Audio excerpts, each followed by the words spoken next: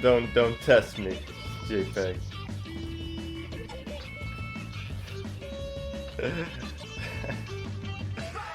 The short answer is no, I'm not.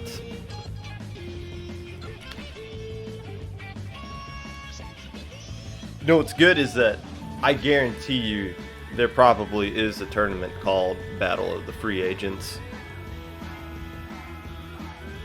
that actually exists.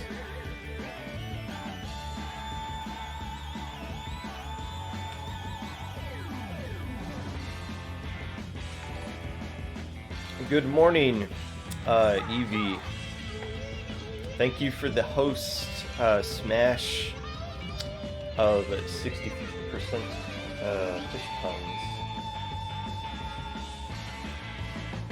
Evie, I watched your stream of our match. I will say everything you thought I was thinking was 100% correct with how I assumed your positioning would be on tower control at Anchovy, and that I thought you guys would not do well at Hotel.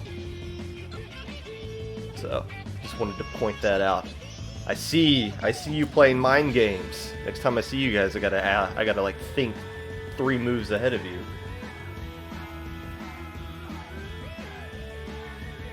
If we ever get into a situation where we can do counterfactual.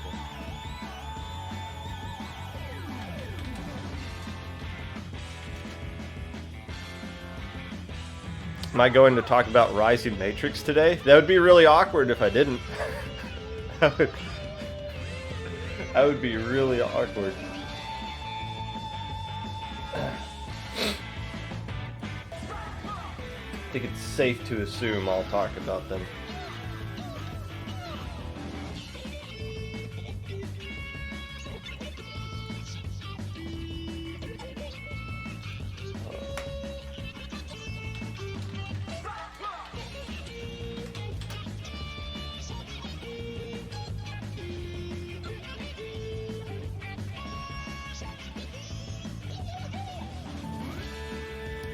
Figured albacore zones, comps, CDF.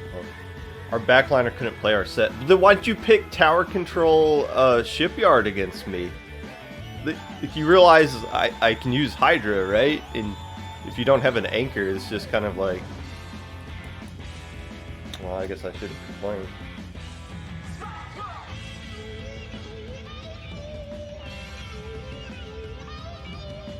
What was I doing? Yes. This.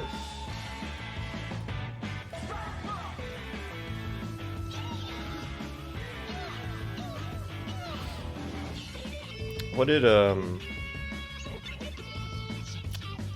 did Takora? Hey Takora, yesterday when you were commentating, was that your first time commentating, or have you had previous experience?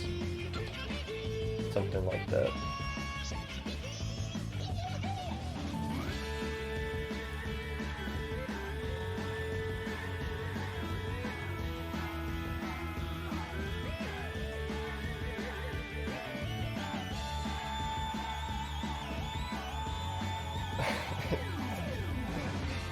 You wouldn't, well, Falco, you wouldn't know that because you don't play when you stopped streaming yesterday morning, you went out and just did nothing but enjoying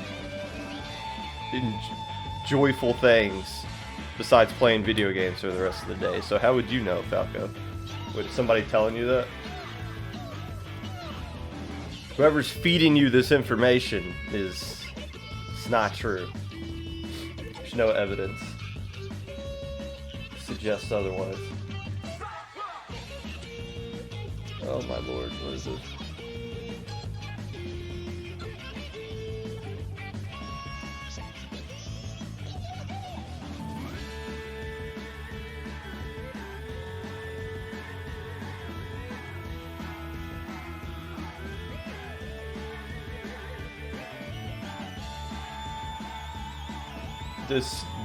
Does the Minnow Cup have some sort of point system? like this was supposed to be like a season thing, like each turn, like at the end of the 4th tournament, wasn't there supposed to be like some sort of standings or something posted out of like how everyone did at the end of the season or something? So just imagining that. It was suggested. Okay. Raisin brand tricks. Wait, what? You subbed for the Krusty Crew? I did not see that. How was your experience with the Krusty Crew? Are they good people, like I assume they are? Or are they just total jerks? Based off the information I have, Silver, you would have been the youngest person on that team that you subbed for. It seems like Krusty Crew is a little bit on the... kind of like Destiny Troops as far as age is concerned. Some other things we're looking into the future tourneys. Oh, okay.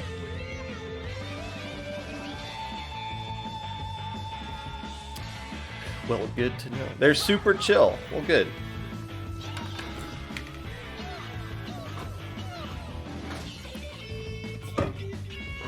We stand teams that are super chill. Unless we don't.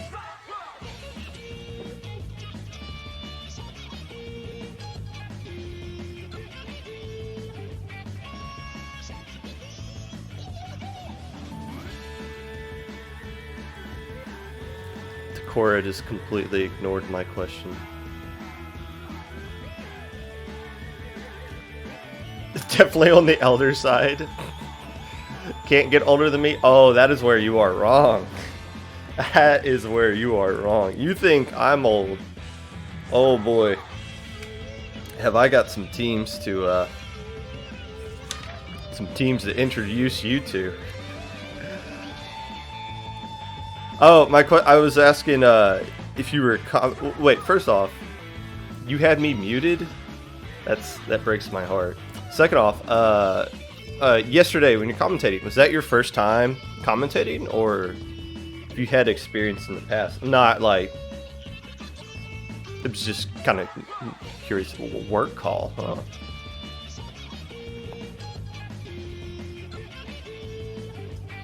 Did you enjoy it since it was your first time?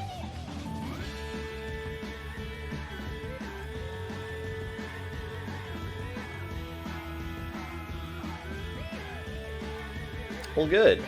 Welcome to commentary. How did you enjoy it? We need more. There's always a need for more commentators in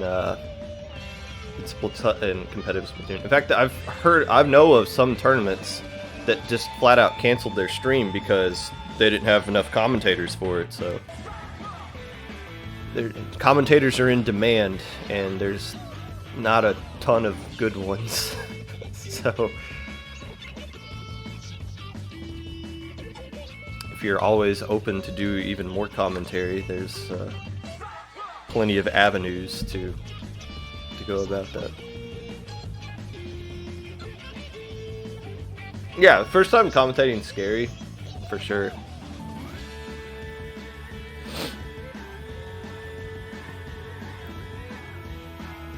And then after you do it like 20 times, you stop caring. Like, I'm gonna say something that someone's gonna disagree with. I don't care anymore.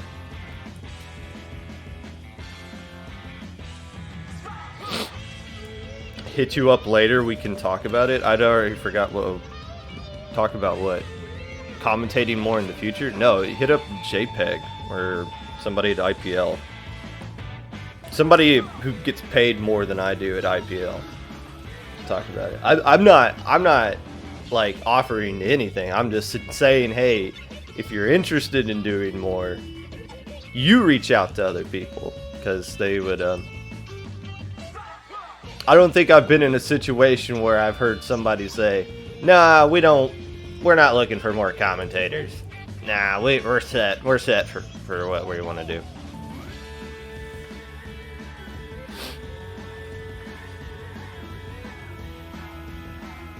I guess I'm just not saying this just to core. I guess that's kind of an open thing. If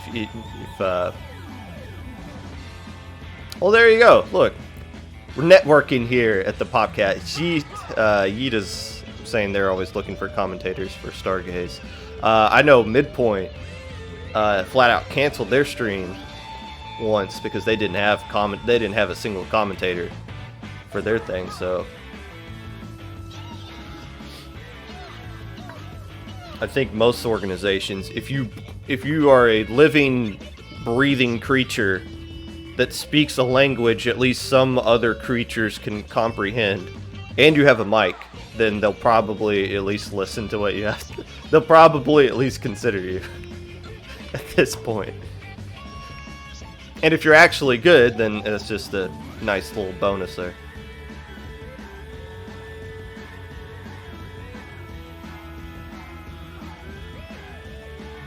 Drought of casters.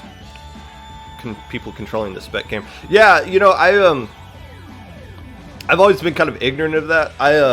We're kind of blessed at IPL to have a lot of really good casters.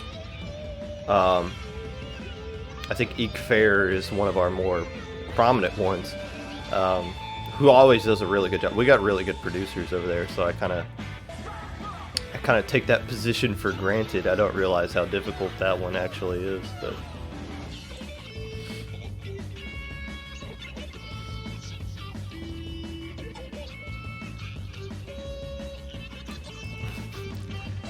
Ducky does a good job. Ducky's been producing some stuff for us at IPL now. Kiara is Ducky. I call her Ducky.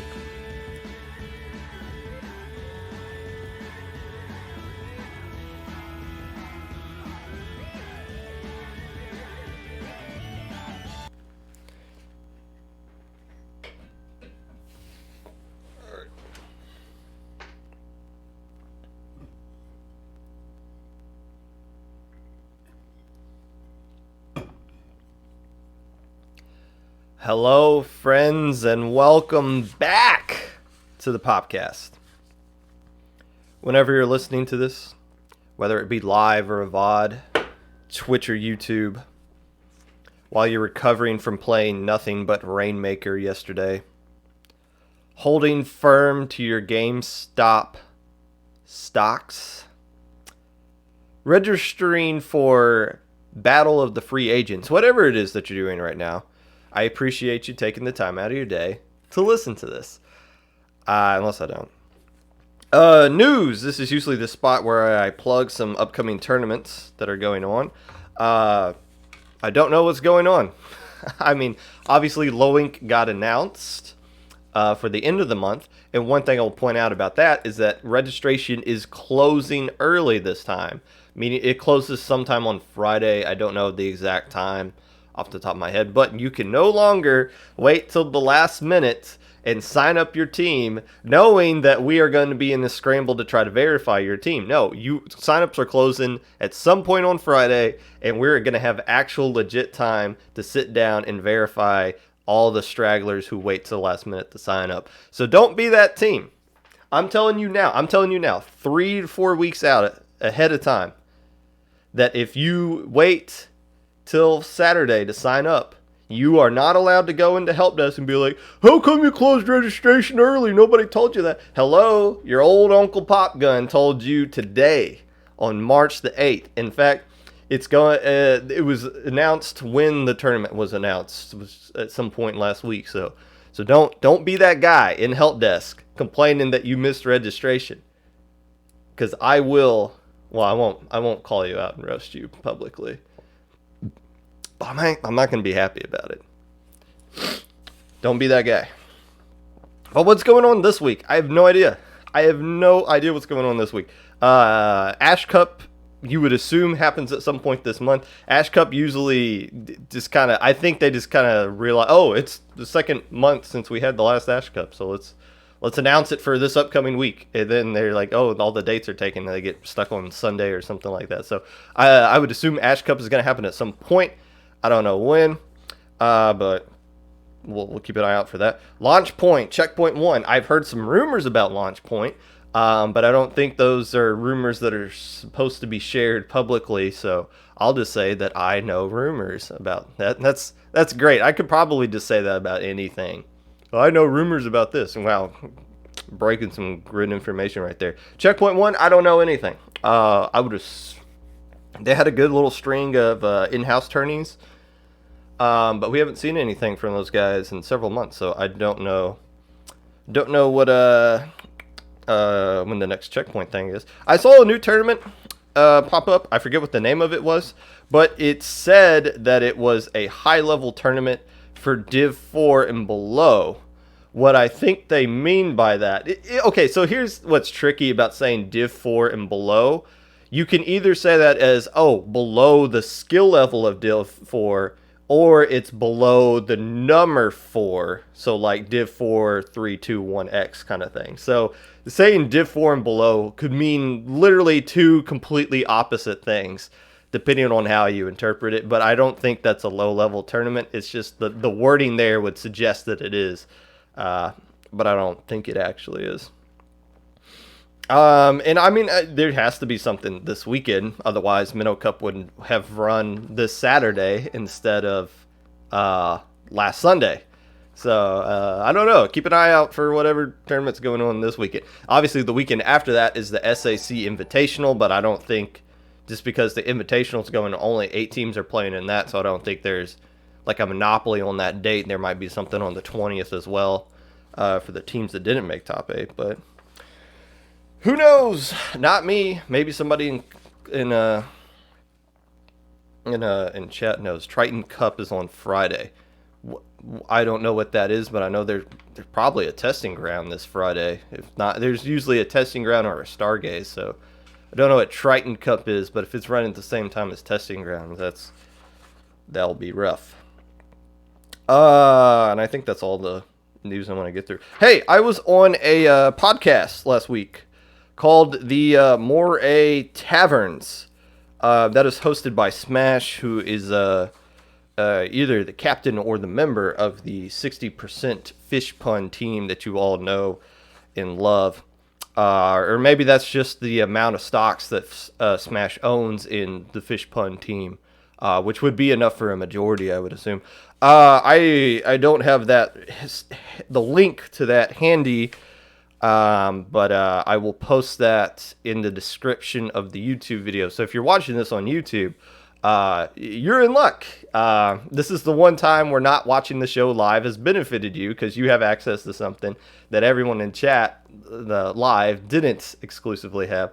So there you go. If you're interested in me, in some behind the scenes stuff of the Popcast, I guess, and we talked about Splatoon 3 and things like that, give it a check. Smash does a good job with his show.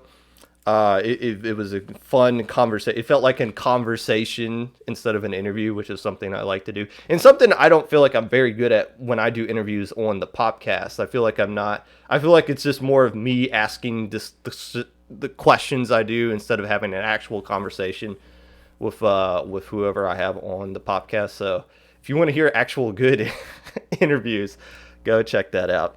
Description will be in the YouTube link. Unless it's not. Today, we're going to be recapping SAC, Little Squid League 11, and Minnow Cup, the Rainmaker Edition, the final tournament of the Season 1 or 0 of Minnow Cup. Usually, this is the point where I say, but first, and then go into a rant about something. A, I don't have anything to rant about, and B, if I did, I wouldn't have time to fit it in there anyways. So we're just going to jump right into tournament reviews, which is something we haven't done a whole heck of a lot of lately here on the Popcast. But now we had 3 tournaments happen this weekend, and we're going to talk about all 3 of them. So let's get started.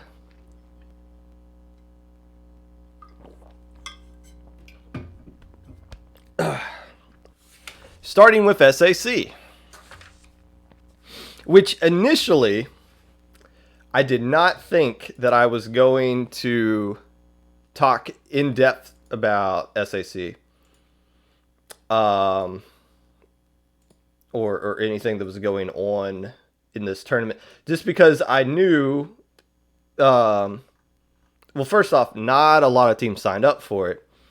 Like 20. Well, here I can look up the official number, but not a lot of teams signed up for it initially, which is something I was personally expecting. Thank you, Echo 26.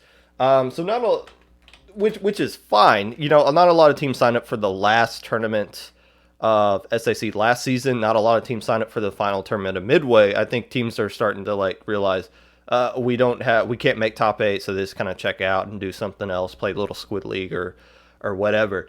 But for the teams that did sign up, it was a healthy mix of teams that were pretty much safe to make top 8 and were just there just to grab some few extra points before heading out the door. And a good chunk of teams that were fighting their brains out for their tournament lives, which led to some really interesting things. Really interesting scenarios that I'll break down into later. But first, before we get into that, the rising elephant in the room was this team that won Low Inc. a couple of months ago, going 34-1, with their only loss coming in grand finals to the Sea Boys, who decided to grace us with their presence in this tournament. And arguably, well, not arguably, 100% true. They were more dominant in this tournament than they were in the Low Inc. tournament. Believe it or not. How is that as possible? Well, let's explain. Let me, as one of the top 8 teams who's probably traumatized by what happened to us on Saturday, let me share my personal experience of Rising Matrix. So we played them in round 3, and we just lost to Sea Boys 2-1. Why are we playing Sea Boys in round 2? Well, that's not a SAC issue. That's a Battlefy issue. The seeded Swiss is awesome, but Battlefy only cares about that in round 1. Once round 2 starts, it's just, hey, this team's got the same record as you. You play them. And it was like, oh, wait, why is the number 1 and number 5 seed playing each other in round 2? That's not SAC's fault. That's just Battlefy doesn't know how to... That's just Battlefy just falls apart after round 1 of seeded Swiss. It is what it is. So we lose to them 1-2, and we play Rising Matrix in round 3. Now, my mindset is I don't keep up with the standings of a tournament as it's going on, because I don't want it to like change my mindset of how I approach a team. I don't want to be like, oh, this team's got this record, or this team beat that team. We can beat that team to beat them, so we could beat these guys easily. No, it's just focus on the opponent that's in front of you. Whatever they did in the past leading up to this match means nothing. It's all about the present. So us being 1-1, I just assumed Rising Matrix was 1-1 as well. So I was like, okay, well, somebody's already beat them. So these guys are vulnerable, or they're not invincible. So it'd be fun to see them. We play them game 1, Splat Zone's Mako Mart. We beat them, but they got a huge lead early, and it basically took us the entire 4 minutes to get back to get the lead there. So we beat them game 1. Game 2 was Rainmaker. They got a good opening push, and we just never able to top that over the course of the 5 minutes. And then game 3 was Clamblitz Humpback, and I think they beat us in like the first minute and a half, something like that. They won on their opening push. So it's like, okay, these guys aren't... My personal experience with them was like, okay, these guys aren't like untouchable, but they're really good, obviously. But my mindset was, if we got them in top cut and we could like control counter picks and things like that, we would have a shot against them. At the end of Swiss stage, I was just looking at the standings, and I was like, oh, wait a minute. Rising Matrix is undefeated. And I looked more into it, and I was like, oh, wait a minute. Not only did they beat us, not only did they beat Red Sun, but they also swept on crack and swept Xanadu. And I was like, whoa, what happened here? I didn't realize the one game we beat them in Splat Zones was significant that we would be the only team to take one game off of them. And then they went in the top cut. They sent Symphony on their way 3-0. They didn't fall to the trap of playing the Sea Boys in a rematch. They swept them 3-0 and then played Xanadu in grand finals, and Xanadu held their own against them in a couple of games. They took 2 games off of them. One was a DC. Is there any tournament that has an asterisk next to it and said, yeah, this team won, but it was because the other team DC? No, it don't. If you DC, in my mind, showing up is half the battle. If your internet doesn't show up with you to that game, you take the loss. So I'm giving Xanadu credit for those 2 wins. Almost said the both of the joke.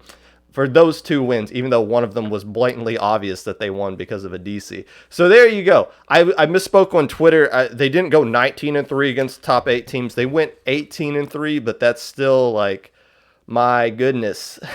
These guys just came in on tournament 4 after missing all the other 3 tournaments and said, hey, you guys making top 8, that's really cute. We're just going to let you know we're better than all of you. And just leave it at that. So there you go. I assumed nobody would remember who would win tournament 4 because it wasn't about who would win it. It was just more so about who would get enough points to make top 8. I'm wrong. We are going to remember this tournament as the one time where a team just showed up and embarrassed the entire top 8. Just flat out embarrassed us. I mean, I'm calling it like it is. We got embarrassed by a team who just won Low Ink a couple of months ago. Now, what does this mean going forward? Well, Rising Matrix, even though they got 100 points off of one tournament, it wasn't enough to make top 8. I think they finished like in the final standing somewhere in like the top 12 or something like that just by winning one tournament. Let's see.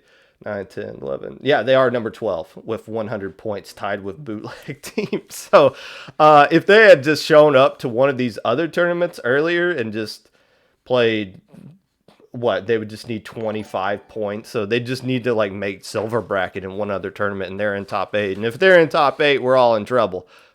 I'll tell you that right now. But they're not, because they only played in one tournament. So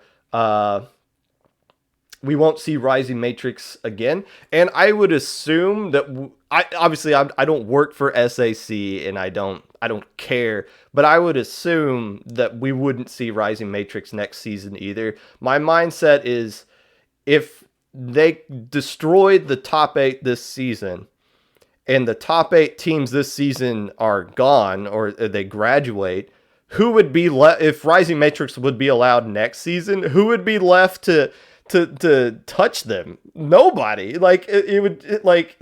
They would be the contender this season, but if you take out all the teams that can try to beat them, it would be an absolute bloodbath if Rising Matrix were to play next season, because there's no one left that could touch them. So I would assume this is the last we see of Rising Matrix in low level stuff. I mean, that's kind of where they've proven they're not a low-level team or even like a lower end of mid-level team. I think they've proven that they are a legit, solid, contending team, and I would like to see more of them in, I guess, Midway. I mean, that's the next step. Can somebody beat them in Midway? I guess that's the next question that we have to ask ourselves. So, which is cool because Midway is coming up soon, so we'll get to that. So congratulations, Rising Matrix. I can't believe, I don't think I'll ever say the words Rising Matrix on a low-level podcast such as this again. Because these guys are pretty freaking good. Let me just say that. Now, not the real story, but the story I assumed was what we were going to be talking about now, was these last few teams scrapping for the final spots that were up for grabs. First off, if you didn't pay attention, I talked about Xanadu disbanding last week. Everything I said about that, just scrap out of your mind. I guess they are disbanding, but they decided to finish out this season. They basically got Neo from Xylo. who's a really good player. So they're arguably stronger than what they were before they disbanded. So they're back. They're going to finish out this season. They're currently the number 1 team with 280 points. So Xanadu's spot is not up for grabs. They held on to it by saying that they are going to finish this out. Twice. And Symphony, I said there were 2 spots up for grabs. Twice did hold on to their spot just barely. And Symphony was the team that came in and took the final 8th spot. How did they do that? Well, in round 2 of Swiss, maybe the match of the entire tournament, they played the Grillers. And that's an interesting situation because the Grillers were another team that was vying for that top spot. In fact, the Grillers were technically the first team on the outside looking in at the end of tournament number 3. So the Grillers play Symphony in round 2. Symphony gets the win 2-1, and ultimately, I mean, it's not just that propelled them into Top Cut, but if you want to look at one specific match that defined this tournament, it might have just been that one particular game. And it's interesting because I said I thought the Grillers would be the team to get that last spot. But I also said, if they played Symphony, though, that's a rivalry match. And even though I value on paper the Grillers to be better than Symphony, even though I haven't been paying attention to their current records, in a rivalry match, that goes out the window. There's motions that go into that. Their teams know each other a little bit better than you would just some random team that you're playing against.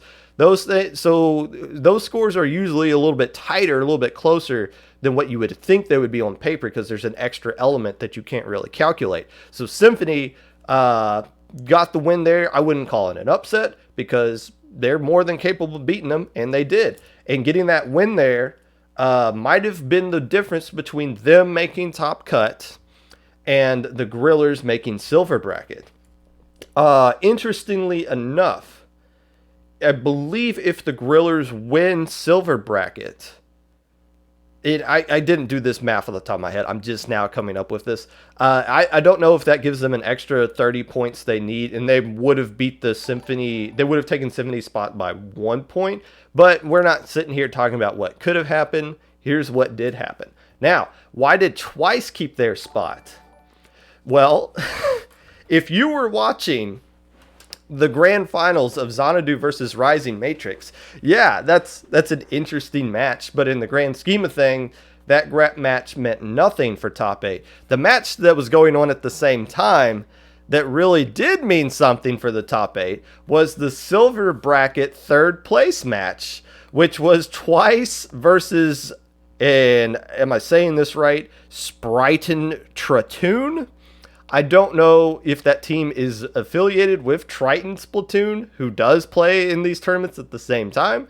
I don't know if Triton Splatoon and Sprighton Tratoon ever play against each other or what, but that's the team Twice had to play in the 3rd place match of Silver Bracket. Why are we talking about the 3rd place match in Silver Bracket? If Twice loses that, Red Sun gets in as the number 8 team, and Twice is the first team on the outside looking in. Now, Twice won 3-0. I would assume that was a comfortable 3-0 win for them.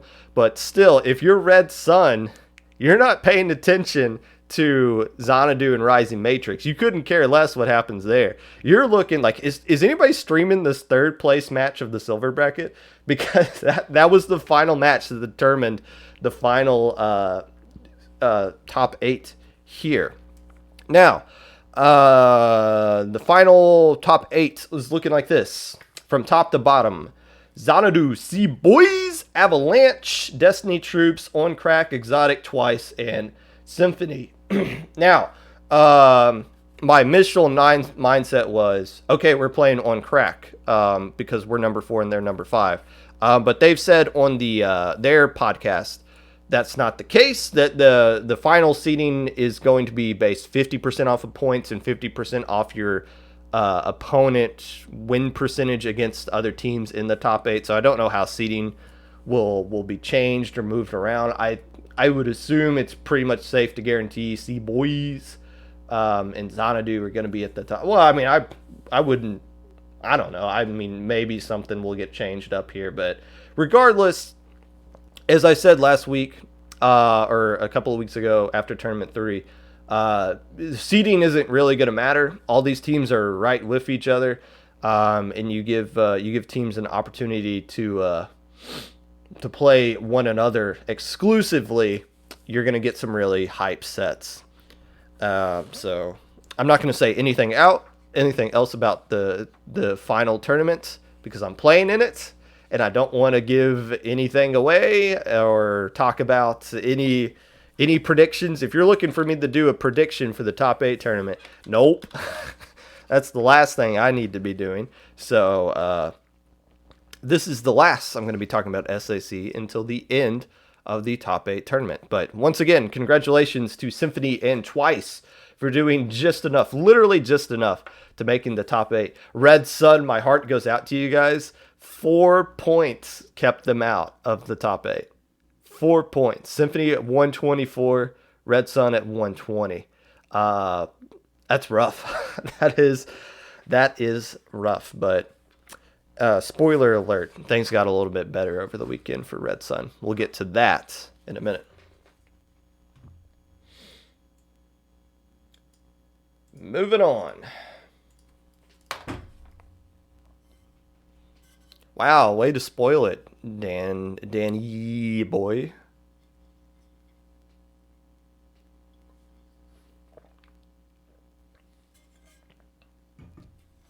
What did I miss here? Takor says she was so happy.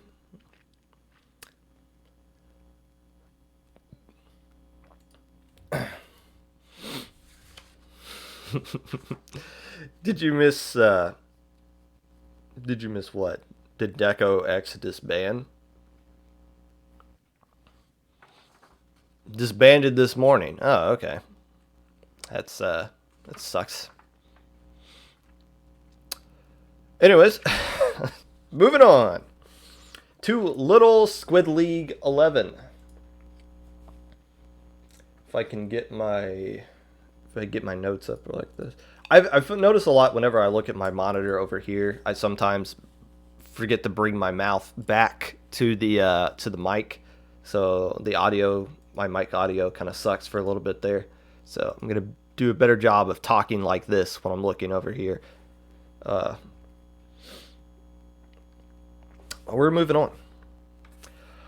Little Squid League 11 had 26 participants. That is fantastic. It's amazing what happens when you have your tournament on a Saturday instead of a Sunday, for a change. Little Squid League usually is the first team. Whenever a new tournament shows up, LSL is usually the first team to get kicked to the curb and be like, you go play on Sunday. Or you go to a different league. So it's rare LSL has an opportunity to do this Saturday 1 o'clock time, and they reap the benefits of that this time around, getting 26 teams to sign up, which is awesome for them. I assume this is the most they've had. I don't know about ever, but since they kind of rebranded as like the lowest level tournament we have in this community. This is the most I've seen them have since that kind of rebrand here. So 26 teams signed up for it. It was a group stage, and everyone makes a single elimination bracket. How about that? A one-day tournament with a top cut group stage, or a group stage that goes into a top cut that's just single elim and not double. It seems like that should be a no-brainer, but it's surprising that there are still some tournament organizations that think you can do groups into a double elimination tournament. Surprise, surprise, this tournament only lasted, 4.5 hours and not 9. Wow. It's hilarious that I got to mention that, but here proof in the pudding. If you do single elim, your tournament doesn't last for an eon there. And I think the only reason it lasted 4.5 hours is because they actually streamed the third place match or the bronze medal match So there was a bit of a delay before Top Cut. I don't know about that. I mean, I guess people playing in third. If I was playing in third place match, I guess depending on the tournament, like if it's SAC, I'm usually not happy to be in the third place match. If it's something like Midway, yeah, I'd be happy to be in the third place match. But I don't know. I guess it depends on the team. But I never like being on stream anyway, so I guess I shouldn't be complaining at all. But if they didn't stream the third place match, this one would have like probably been under 4 hours or so, or maybe not. The third place match didn't last crazy long, but regardless, even with the extension of stream, it still only lasted 4.5 hours, which is nice. Perfect amount of time. And once again, everybody went to a bracket of some sort, which is what you love to see in low-level tournaments. The idea is not to create a champion. The idea is to help develop every team that signs up for your tournament to some extent. So having a bracket for everybody that signs up for your tournament is a wonderful thing. The top 2 teams in each group went on to gold bracket. The bottom 1 or 2 teams, depending on how many teams were in your group, went on to a silver bracket. And we're going to talk about both brackets. But first, let's get into the groups. And I'm going to break down group by group by group. First off, Group A had iRide, which I know I'm pronouncing incorrectly, but that is how the word is read if I'm just reading it straight off the paper. iRide, Novice Clams, Sushi Strikers, and Mahi Masoon.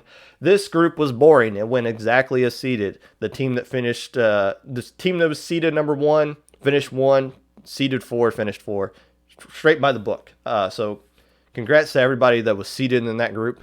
You took care of business as you were supposed to, unless you're the number 4 seed. Unless you lost like you were supposed to. But you still got a bracket after that, which is nice. Group B, the story here is that Vaporwave won as the number 3 seed and got the second seed overall in Top Cut here. So Vaporwave, a newerish team. Obviously, we're going to be talking about them more later on in this tournament. Kind of showed here in the group stage that they're a little bit better than what people were thinking, and then proved in gold bracket that they were really better than what everybody was thinking. So Group B kind of gives shout out there to Vaporwave. Other teams in here were Sparkling Sea, the Support Squad, and Sankaji. Yeah, Group C was absolutely pure chaos, and there were a couple of groups that were like this. You love to see it. Booyah X was the number 1 seed. They went 3-0. Took care of business. The other 3 seeds, Otakos, Sabotage, and Gold Rush Blush. I really need to slow down when I say that team completely out. Went 1-2 with each other, meaning they all lost to Booyah X and then took turns trading wins with each other to complete total chaos.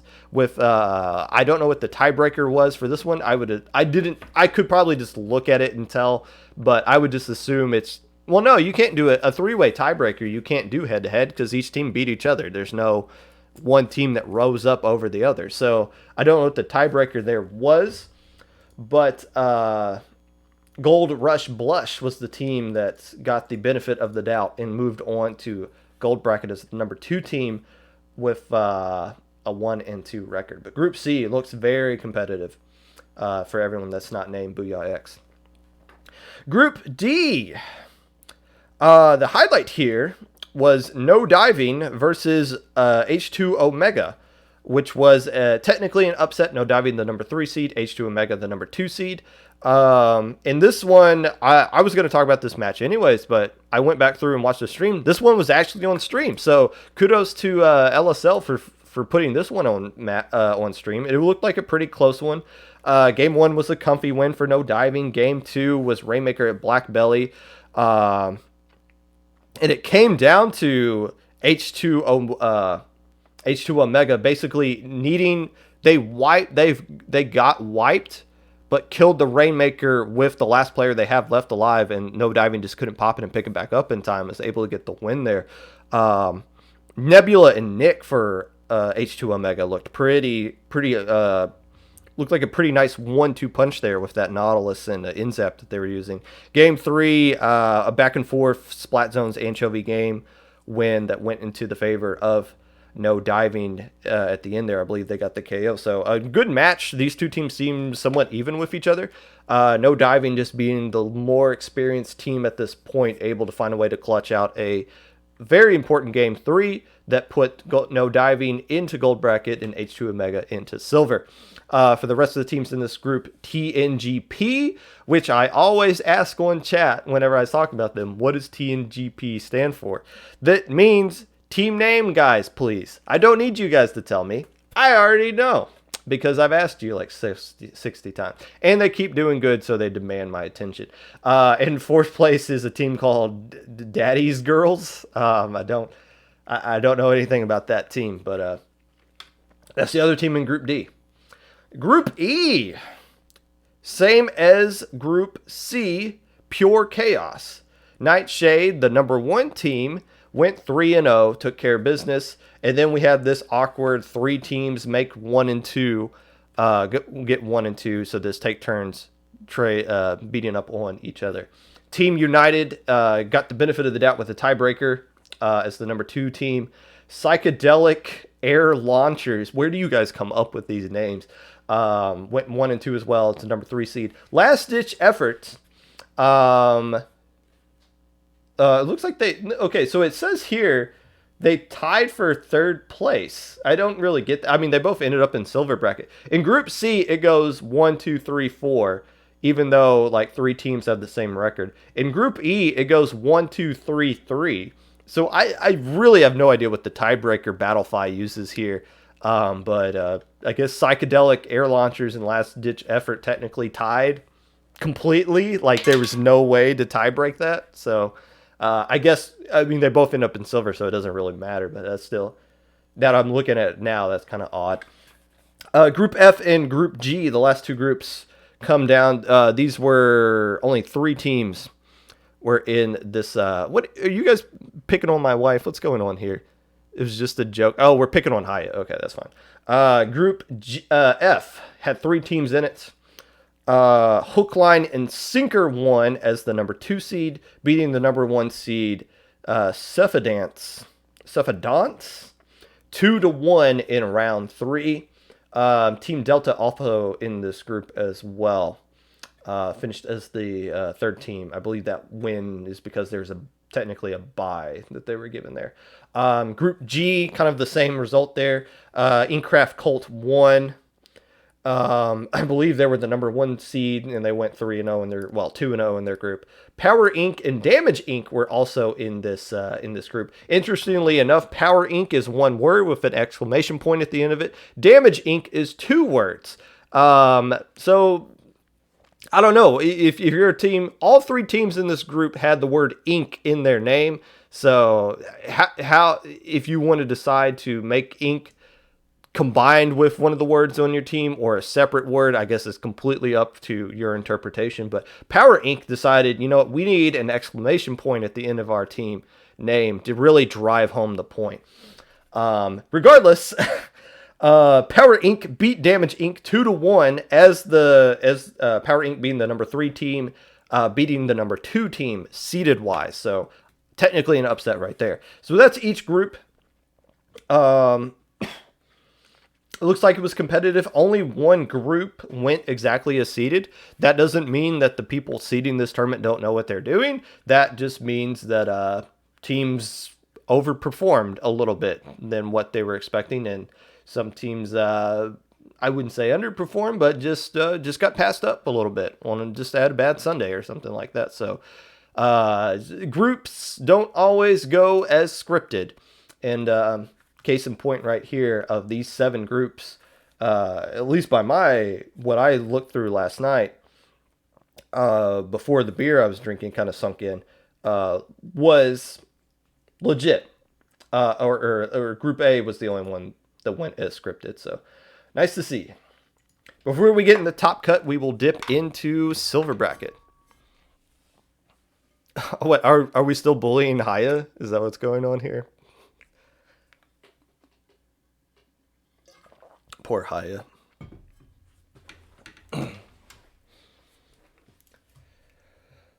Poor Haya. Silver brackets. Uh, it's hard to gauge some of this stuff without a stream to kind of look at.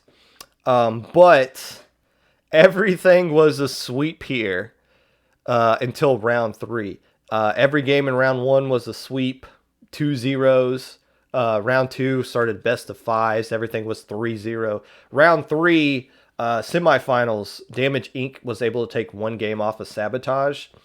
But other than that, the other game was a 3-0 sweep as well. So not the most competitive bracket, but I guess if you're Sabotage and Otakos, you don't really care.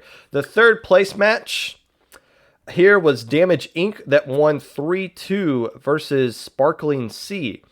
Interestingly enough, both of these teams were the number 2 seed in their respective groups. So both teams were kind of scripted to make top cut or gold bracket and didn't.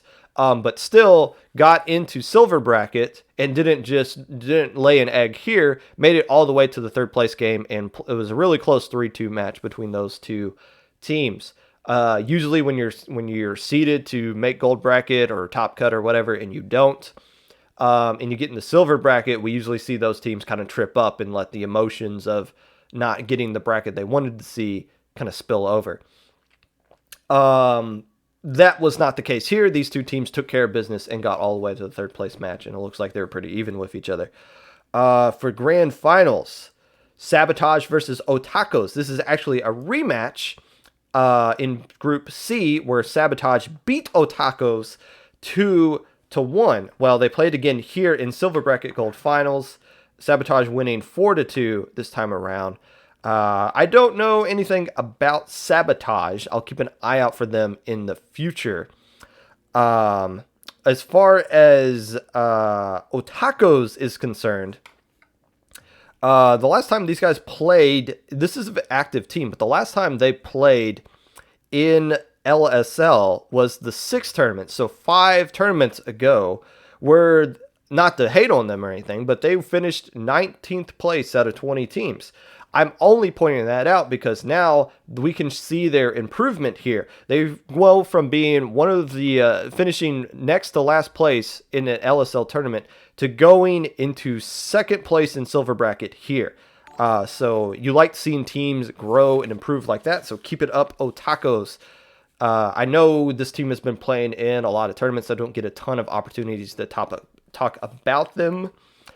But give them a little bit of a shout out here for finishing in 2nd place, and obviously Sabotage winning silver bracket. Congrats to you. Keep an eye on you in the future. What is going on here? Are we canceling Haya? Can we not? I kind of need that guy. He's pretty critical to what we do at Destiny Troops. Leave him alone. Unless you don't. But we're moving on to gold brackets. Is this gonna get saved? It's yes. They stay up on YouTube they stay up on Twitch for 14 days, but everything gets uploaded onto YouTube at Popgun 25 or at 25 Popgun there. So segue into gold bracket top cut. First off, I want to say this. I kind of talked about this in the pre-show. But the commentators here, I really enjoyed. I really enjoyed these guys. It was Brush. I think this was Brush of the Wiggly Phantoms. If this is a different Brush, someone please correct me. Because I don't want to mislead to like this Brush and like give credit to somebody who didn't commentate. But my assumption was this was Brush of the Wiggly Phantoms. And also Jess, I believe the same Jess that's on Rising Matrix. It was the Wiggly Phantoms Brush. Okay, cool. I like this duo here. I don't know what their commentary experience is, if that was their first time doing something like this or not, but I enjoyed listening to their commentary. You know, something we talked about in the pre-show was there is a lack of commentators in the community right now. A lack of good commentators.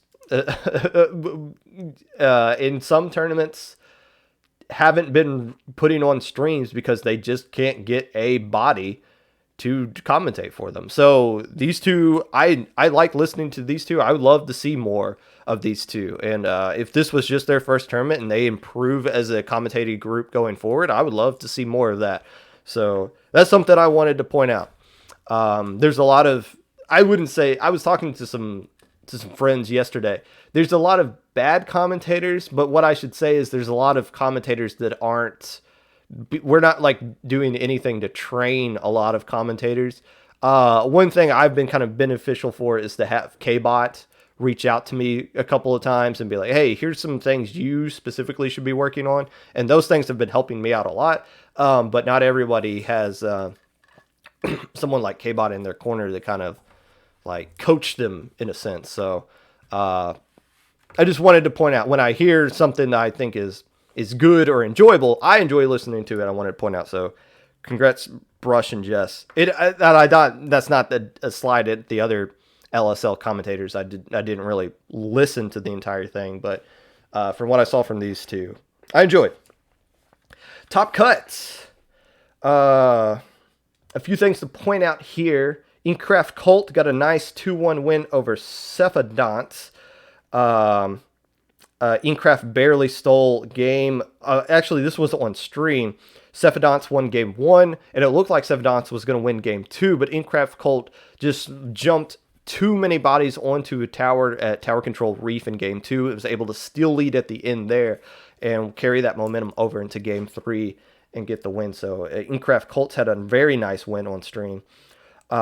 Team United had a 2-1 win over Booyah X. That is an upset. Don't know much about Team United, but we know Booyah X. They finished 3rd place in, I believe, in the Invitational, the LSL Invitational, and United went 1-2 in groups. So they were one of these teams that would just benefit of the doubt and got put into gold bracket versus Booyah X that went undefeated in their group. In round 1 here, Team United was able to get the upset 2-1. So a nice win for Team United, who went on to lose to Inkcraft Cult in another close match, 3-2 there in the best of 5 of round 2.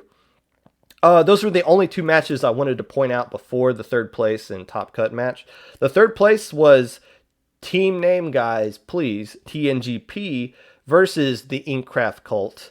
Now, for TNGP, they got 2nd place in the Invitational, 4th place in LSL number 9, and 3rd place here. So TNGP is flirting with the idea of winning this tournament. I think what kind of kept them out this time around was Vaporwave being better than what people were expecting, and Mahi Monsoon just stepping up to the plate and winning this tournament. So TNGP, close. I think we're going to see them either do good enough in low ink to get banned from this tournament outright, or they're just going to flat out win this tournament in the next couple of months. But I mean, yeah, it's just TNGP keep getting on the podium here. It's just this is always that one team that just kind of gatekeeps them here. We see this happen in low ink a lot. We don't really see it happen at Minnow Cup. Minnow Cup's just a wide open race for every team that signs up for it. But TNGP, another good result here, even though it might not be the one they were expecting. It still shows that they're being consistent with their growth here, getting a bronze medal. For Inkcraft Cult, obviously this is a good placement for them as well. They're another team that's just kind of flirting with the idea of winning this tournament because they're pretty good. They are getting pretty good as far as LSL standards are concerned. For grand finals, wow, this was a good one. Mahi Monsoon versus Vaporwave. And if you were paying attention to this tournament, you could see the grand finals was pretty much building up for this. These two teams were showing they were a little bit better than most of the other teams in this tournament, just slightly.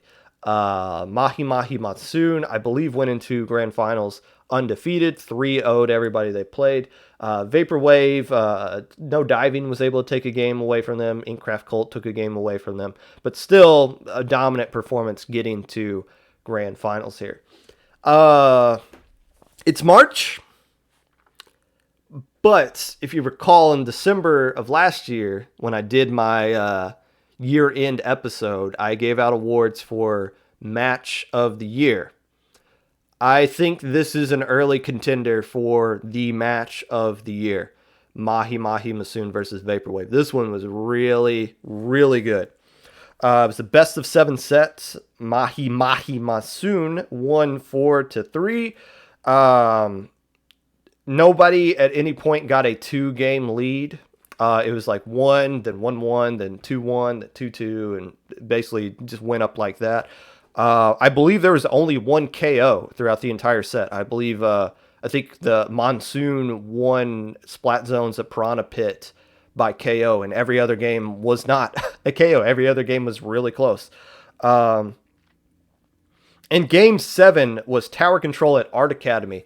That game was basically stalled out even at the first checkpoints for like the first 2.5 minutes, and then finally the hero play of the entire tournament. I believe Andu got a quad with a K-Gal for Mahi and Monsoon against Vaporwave, and that just kind of opened up the floodgates for them to get the one push they needed to just kind of take control of the game. And then they didn't really give up mid at that point, and the game was over just basically off of that one play. Big time players step up in big time games, and there's not a bigger stage than Game 7. And Andu got a really, really nice quad there. So wanted to point that out. What does that mean for these two teams going forward? For Vaporwave, this is a new-ish team. I did kind of look into some of the players on this, so it's not like this is just brand new players. They have experience in things, but they seem to be pretty solid. We want to see them in low ink, obviously. We want to see them in Minnow Cup, see how they do in tournaments that are a little bit higher skill level than LSL, but for a coming out party, this is a pretty good coming out party here for Vaporwave. Welcome to competitive Splatoon. Please don't disband.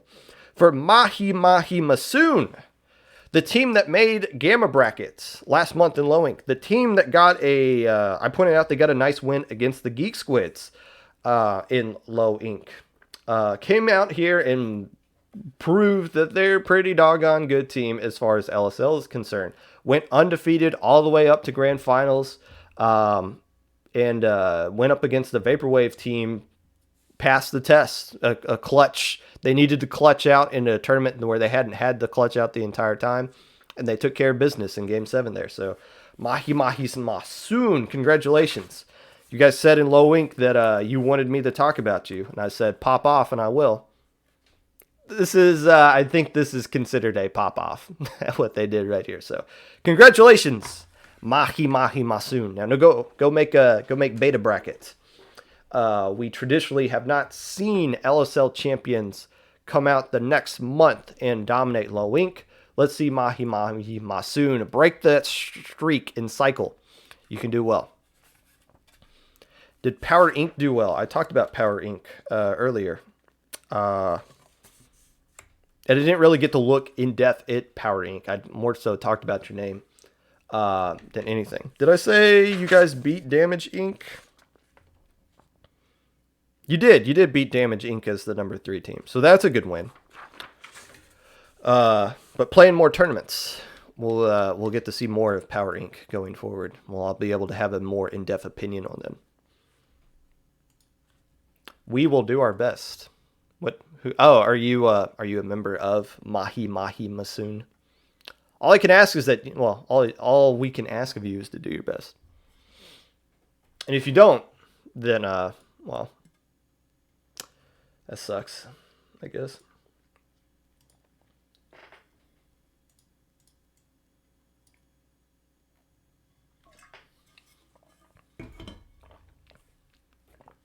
Many people tell you using Stingray Dynamo is awful. It is. It is awful. But does it really matter? No. Like comps don't really matter, honestly. As long as your team buys into whatever it is that your identity is, then whatever the comp that you use is, in my opinion, is fine. I can't comprehend how Vanilla Dynamo would fit into whatever philosophy it is that your team would want to do. But I don't know what your team's philosophy is, and if you whatever it is that your team's philosophy is, and everyone on your team buys into that, then whatever comp works with that philosophy you have is what it is. If it's Vanilla Dynamo, then so be it. But if you win it, hey, if you win a tournament, you win a tournament. It doesn't really matter. Moving on to Minnow Cup. The last tournament that we have on this weekend. Jam-packed weekend. Huge weekend. Minnow Cup had 40 teams, which, if you think about the teams that have been signing up for Minnow Cup in the past, 40 teams is a low number. If you take into account that this was a Sunday and it was Rainmaker only, I think 40 is a lot of teams to sign up for this tournament. I believe that this is the biggest Sunday low-level tournament ever, not named Low Inc. Obviously, Low Inc. brings 48 teams every time they do a tournament on a Sunday, based off of what happens on a Saturday. But 40 teams for a Rainmaker-only tournament on a Sunday, a skill cap tournament, that's pretty, as the missus says, that's pretty poggers. That's pretty poogers. So let's look at this tournament here. It says groups on Battlefy. I think it was the Swiss. I don't know why it's called groups. Maybe it's because they did 6 rounds of Swiss, and I don't think it would have made them do 6. No, it would have made them do 6 rounds of Swiss, wouldn't it? With this many teams? I don't know. I don't know why it's called groups, but it's called groups. So it was Swiss, basically. So I don't really know what's up with that. There was some also weird stuff that I'll point out from Battlefy on this tournament that I'll get to later. But let's look at some matches of note that happened in this tournament. First off, the Shrimp Chips beat Insurance Agency 2-1. Why am I pointing out this match? Well, it was the only match on stream during the Swiss stage that wasn't a wipe. Every match that was on stream was 3-0 until this one at the very final, where it was 2-1 in favor of Shrimp Chips. And this was a really good game. Game 3 was decided by 1 point.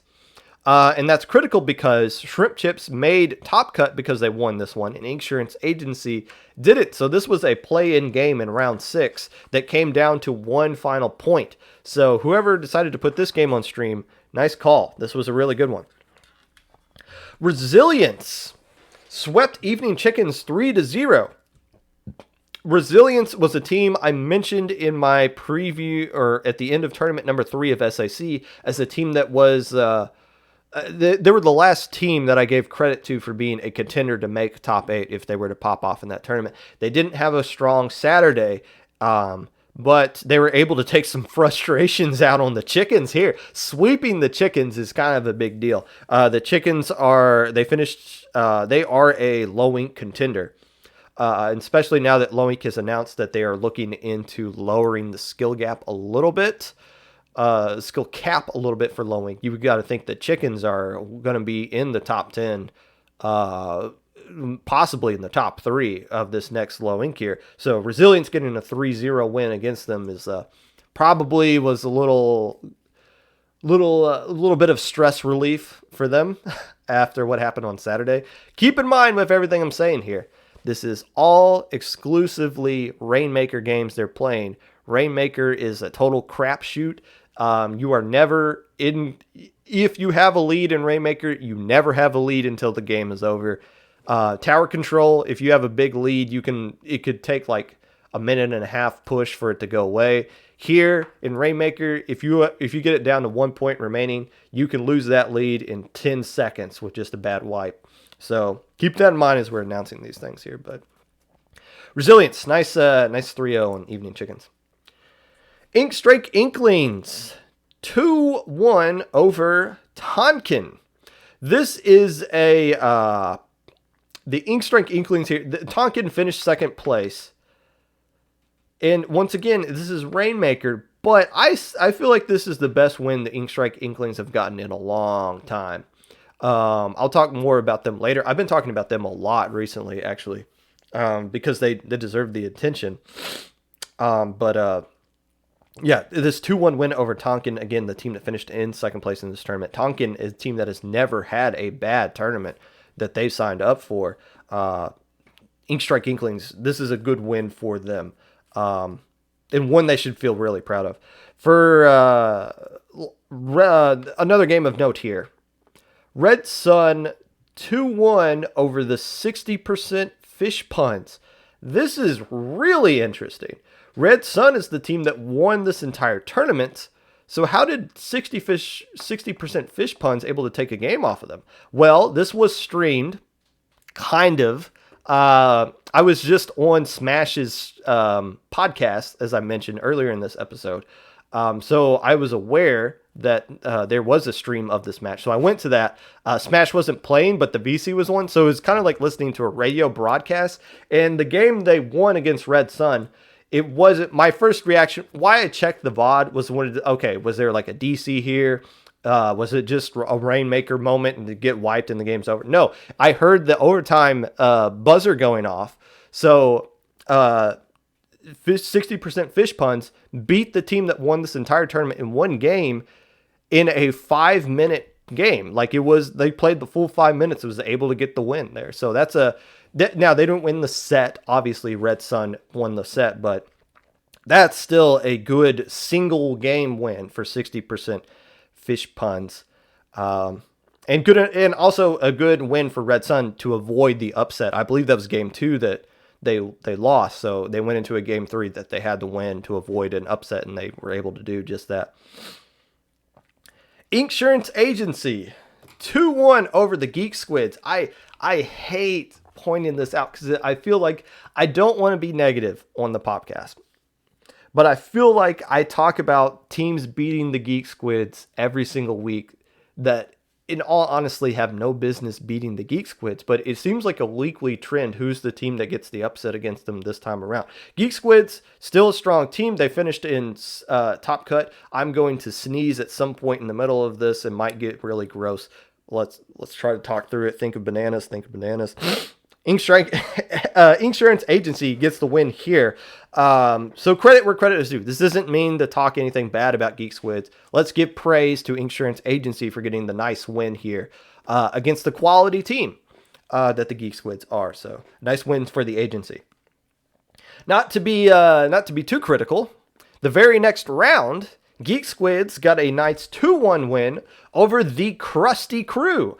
This is critical because Krusty Crew is the team that finished in 4th place in Low Ink last month. Again, Rainmaker only. But this is why beating the Geek Squids is significant, because they lose to Insurance Agency and then the very next round beat a team that finished in the top 4 in Low Ink. So this is, I've always said about the Geek Squids. They play down to the level of their opponent, and they also play up to the level of their opponent. So no matter who you are, if you're playing the Geek Squids, you're going to be in for a dogfight, whether you should be or not. And since I point out the one team that upsets them every week, I got to give credit to them here. Beating a team like the Krusty Crew shows why the Geek Squids are a strong team that we all see them as, because they're capable of wins like that. Last match of note, Enigma 2-1 over the Kraken Warriors. Now, not to throw shade at Kraken Warriors, it looked like they just had a rough Sunday. That happens. Everybody has a rough day. And it's not fun when you have a rough day and somebody points it out. Again, this isn't meant to be critical about them, but more so to give props to Enigma, because beating a team like Kraken Warriors is significant for Enigma. Kraken Warriors made top cut. They were one of the more surprising teams in the, what was it? Was it Splat Zones last month? Yes, it was. So Kraken Warriors, I believe they finished in the top 4 of Splat Zones last month. And Enigma getting a 2-1 win here, and Rainmaker is significant for Enigma. So hats off to them. The winners, my personal winners from the Swiss group stage, whatever Battlefly calls it. First off, Cheesemaker. This team went 5-1 with key wins against the deep-fried Octolings, Octolings. When am I speaking in uwu right now? They swept them. They beat the Evening Chickens as well. So is this a new team? Is this a project? Is this a pickup? I don't know. I saw a lot of these players were talking about they were in the exemption request, just making sure all their players were legit. And they seem like a pretty good team. You guys are saying it was a pickup team. Cool. So I don't know if we'll see more Cheesemaker going forward. But for a pickup team, I think we always see pickup teams do really good in group stage and never do really good in top cut or grand final or whatever. But that was the case here. Cheesemaker going 5-1, getting some nice wins here. I believe the only team to beat the Deep Fried Octolings in Swiss. Squid Society went 2-4 in this tournament, making top cut. Key wins against the Wiggly Phantoms. Kraken Warriors finished in 9th place. A good result because this team, although they played in Gamma Bracket, they didn't outright qualify for it last month. They finished in 25th place in their group. So, going from not qualifying from Gamma Bracket in the low ink to the next a couple of weeks later in Minnow Cup and making 9th place and top cut for Squid Society.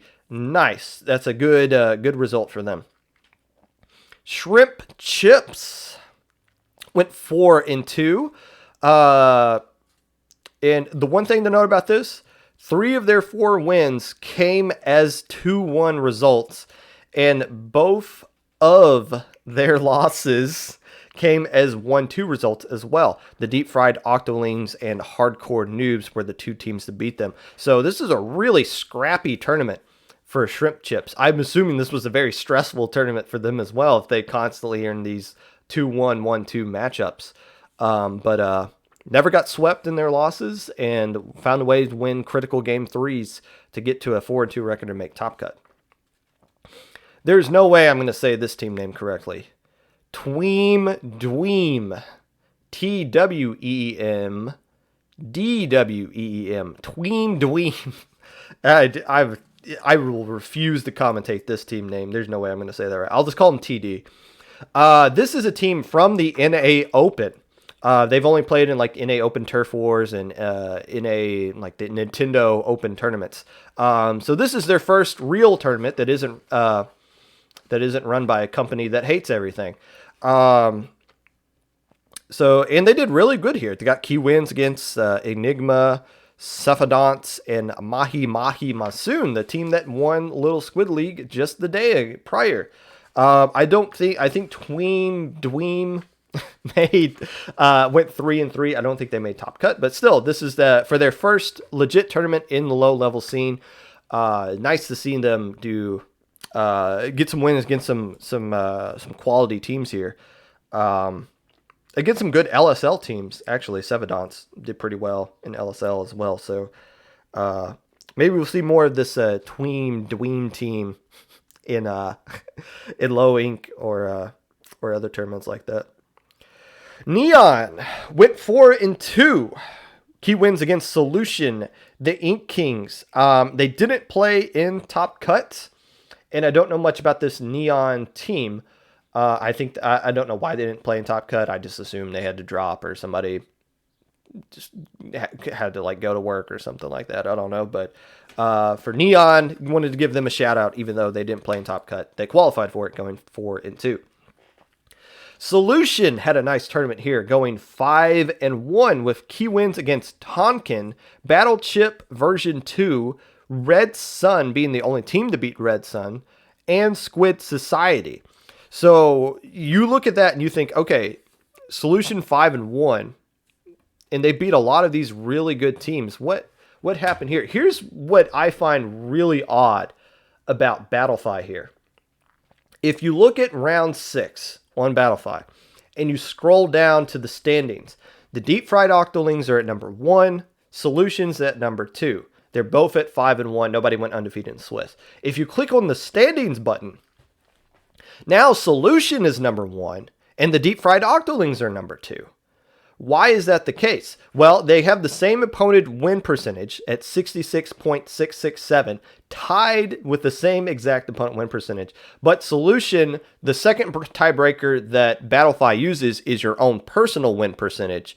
And solution. So like those game 3s that like you've already won the set, so why do you play game 3? Well, Solution got more sweeps basically than the Deep Fried Octolings, so that's why they won the second tiebreaker. But on just the regular standings and in actual seeding for Top Cut, the Deep Fried Octolings got the number 1 seed and Solution didn't. So I don't understand what happened there. That is so weird that Battlefy would do that, because they're clearly saying Solution is the number 1 seed in some spots, and in other spots they're saying they're not the number 1 seed. But technically, I think they should have been, just based off of Battlefy's own opponent win percentage, or like tiebreaker rules. First off, opponent win percentage is the correct first tiebreaker you should use. I'm not going to go into a deep dive rant, but you guys who are like, well, opponent win percentage, but why did they use that? It sucks. No, it doesn't. It doesn't. I promise you, opponent win percentage is the best tiebreaker for things like Swiss. I just don't want to go in a full rant to explain it. But mathematically, it is better than just your own personal win percentage. And yeah, I don't know why Battlefy screwed this up with seeding. I think Solution should have been the number 1 seed, and they didn't even play each other, so they can't use like the head-to-head matchup tiebreaker malarkey that happened there. So, no, I mean, I don't think it affected too much in the tournament. I don't think anybody got, like, everyone in the top 16 made Top Cut that should have on the final standings. That's just something I saw that was odd, and I wanted to point out. I don't think that's staff's issue. I think that's just Battlefy being awkward. The biggest winner of this tournament, in my opinion, goes once again to the Inkstrike Inklings, who went 5-1, beating Tonkin, Synergy, Mahi, Masoon, and Cheesemaker. Only lost to the Deep Fried Octolings. This has been 3 solid tournaments in a row for the Inkstrike Inklings. I've said they have had a rough January, an awkward December. Whatever it is that was going on then, they've bounced back, and they are looking really solid right now. They are looking like an alpha bracket contender, which is where we saw them earlier. But I think we can. I think they're an alpha bracket contender going forward with the wins that they're starting to get here. The biggest winner from group stage, Inkstrike Inklings. Nice job. Let's look at Top Cut. Shad the Man just said Pop Gun. Great comment. What more needs to be said other than just Pop Gun, honestly? Looking at Top Cut. Not much to say here. A lot of 2-0 results. First off, why is Top Cut just best of 3 until grand finals, which is best of 5? Because who cares? This tournament is there's not a big prize here. The Top Cut is the top 16 instead of a top 8. So if half your teams are going to make Top Cut, just make it best of 3. Just get this tournament going. I believe this tournament lasted 5.5 hours. That's borderline. That's borderline too long for a tournament, in my opinion. So best of 3. Yeah, just get Top Cut over with. We're not playing for money. We're not playing for anything other than pride. Just get it over with. Best of 3 is fine, in my opinion. The few matches I do want to talk about. Evening Chickens were able to get revenge on Cheesemaker. They lost him in the Swiss. They beat him here 2-1. Tonkin was able to get revenge on Inkstrike Inklings. They lost him in Swiss. They swept them here 2-0. The other team I want to talk about before we get to grand finals here is the Deep Fried Octolings, who once again had another really strong Minnow Cup tournament.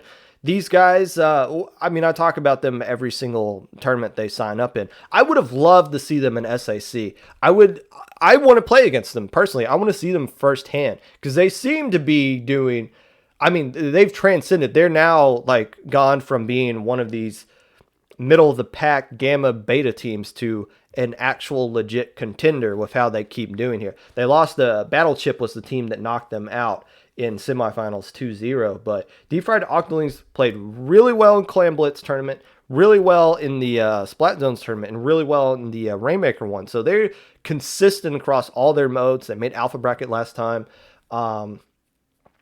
But I would have loved to see them play more in SAC to just get a better gauge of how they play against teams that are slightly better than these low-level tournaments.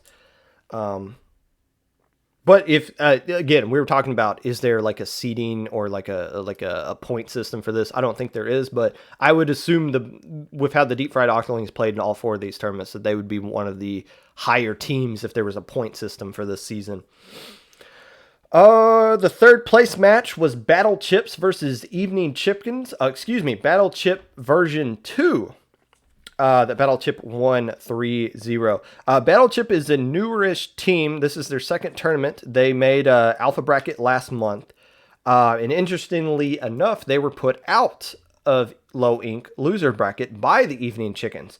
Well, now they meet them in the third place match of this tournament, Rainmaker only, and they sweep them 3-0. So Evening Chickens and Battle Chip will keep an eye on this matchup going forward.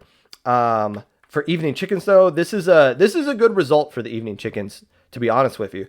I say that because they went 3-3 in Swiss. As the number 14 seed, they found a way to get into the third place match and finished in 4th place here. So for teams like Evening Chickens, teams that have the pedigree of like the Evening Chickens and Geek Squids, it's just it doesn't always have to be sexy. You just got to survive and advance. Just make top cut and then you'll be fine. Do what you do. Ball out, as they say. And the Chickens did that, getting to the third place match before getting knocked out there. So just survive and advance. Doesn't always have to be pretty. Grand Finals. Another really good Grand Finals here. I wouldn't consider this to be Match of the Year category. Not because it was just Rainmaker, but I don't know. Maybe it was because it was just Rainmaker. But the excitement that Rainmaker only brings was prevalent here in this Grand Finals. Red Sun versus Tonkin. It came down to, this was a best of 5 set. It came down to a decisive game 5. Well, first off, Red Sun won the first 2, and it looked like Tonkin was going to do the reverse sweep. And it looked like Tonkin was going to do the reverse sweep because they had the lead, a big lead in overtime on the Reef. And Red Sun was able to get a wipe at the very end and just carry the Rainmaker over the finish line to steal the tournament and get the win here against Tonkin 3-2. This is the first time I think this is the first time I've ever seen a team win a decisive game at the end of Grand Finals where they had to get the lead in overtime. So that's shout outs to Red Sun for being clutch, just being clutch like that. I think the key was that they took care of Tonkin's C-Jet first, so they didn't have that GG raid that they needed to close out the tournament, and then the rest of the guys just kind of fell apart there at the end. So Red Sun, probably the most clutch game 5 I've personally seen across any skill level. And I'm sure their VC was going hype when they got that quad there. So what does this mean for both teams going forward? For Tonkin, like I've said, Tonkin has never had a bad tournament. When they first appeared in Ash Cup 2 months ago to now, they have been consistently improving and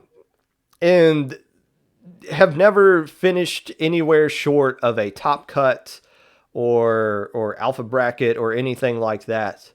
And now coming in second place in Minnow Cup. Now, we traditionally have not seen teams do well who did well in Minnow Cup. We haven't traditionally seen them translate that into success directly in the next Low Ink. So that's working against Red Sun and Tonkin.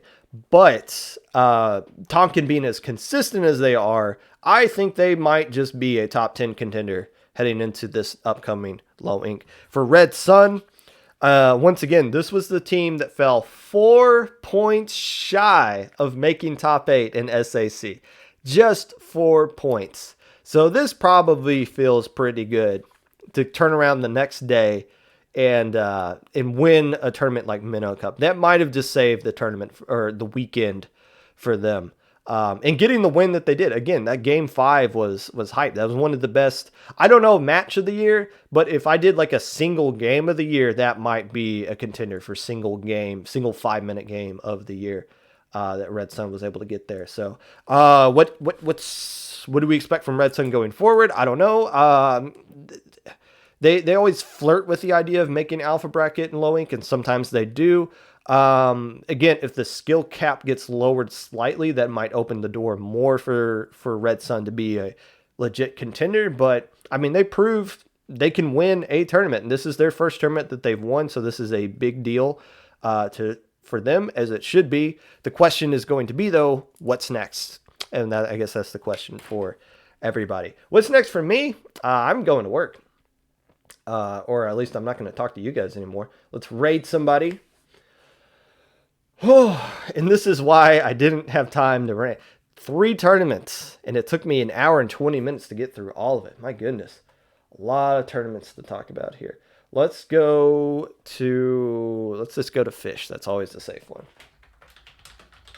If you would like to be a part of the Popcast in any way, if you want to be on the show, you want to send me information about your team, you want to tell me I suck, any of that good stuff, feel free to reach out to me on my Twitter stuff or social media stuff listed below. Twitter at Mr_Popgun, Discord at Popgun, #5882, YouTube at 25Popgun, Twitch at Popgun25. If you're looking for VODs of this, I do not post those I don't save them on Twitch. I post them all on YouTube.